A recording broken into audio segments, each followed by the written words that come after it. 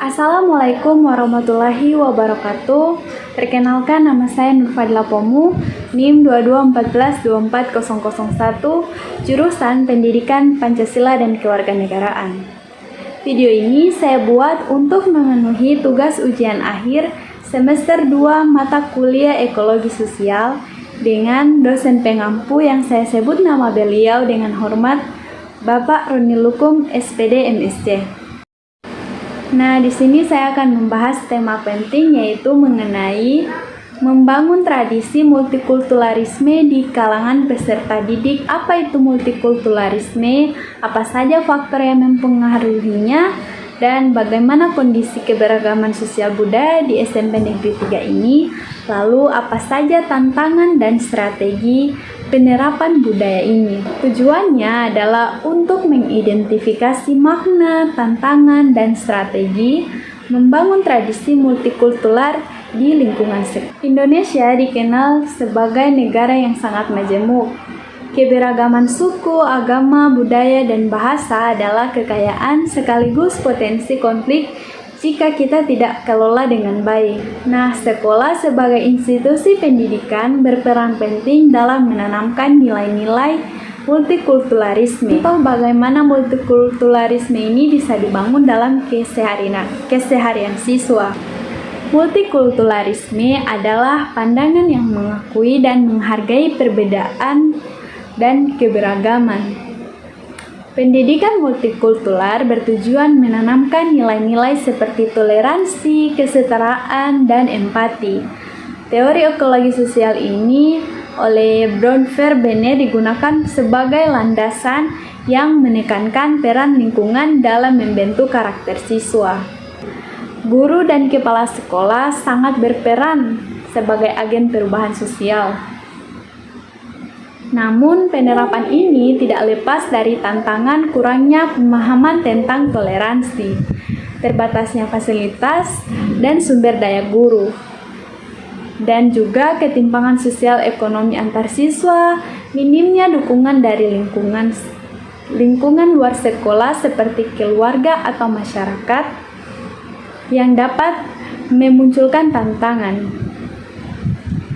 Strategi menghadapi tantangan ini, ada beberapa strategi yang bisa dilakukan, antara lain yaitu melakukan kegiatan lintas budaya antar siswa, menyisipkan nilai multikultural dalam berbagai mata pelajaran, lalu pemanfaatan teknologi dan media untuk memperluas wawasan, pelibatan orang tua dalam kegiatan sekolah.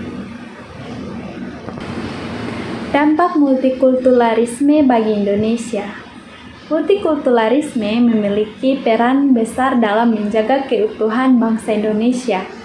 Ketika masyarakat bisa hidup berdampingan dalam perbedaan, akan tercipta stabilitas sosial, toleransi, dan solidaritas nasional.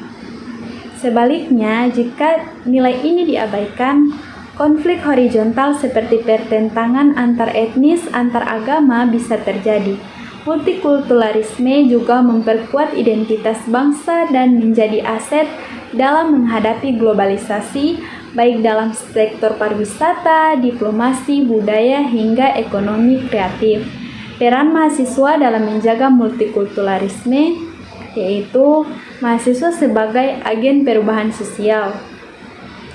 Peran yang bisa kita lakukan antara lain yaitu menjadi teladan dalam bersikap adil, toleran, dan menghargai perbedaan, mengkritisi dan melawan narasi intoleransi di media sosial maupun lingkungan sekitar, menginisiasi kegiatan yang mendukung keberagaman seperti forum lintas budaya atau komunitas diskusi, mendorong terciptanya kebijakan kampus yang inklusif dan tidak diskriminatif, menulis dan menyebarkan gagasan tentang pentingnya multikulturalisme melalui berbagai media sosial.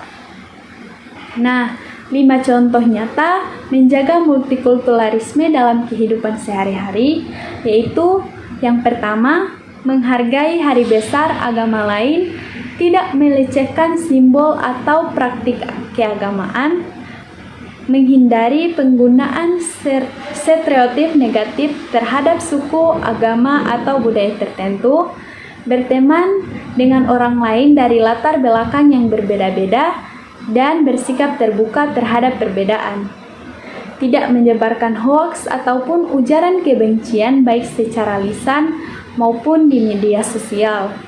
Yang terakhir yaitu mendukung produk atau karya dari budaya berbagai daerah sebagai bentuk penghargaan terhadap keberagaman di Indonesia.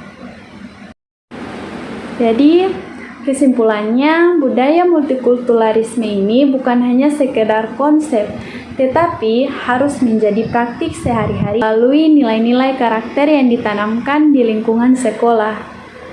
Hal ini menjadi langkah awal untuk menciptakan lingkungan belajar yang damai, inklusif, dan beradab. Baik, sekian itu saja yang bisa saya sampaikan dalam presentasi kali ini. Saya mohon maaf bila masih banyak kesalahan kata dalam pengucapan saya. Wassalamualaikum warahmatullahi wabarakatuh.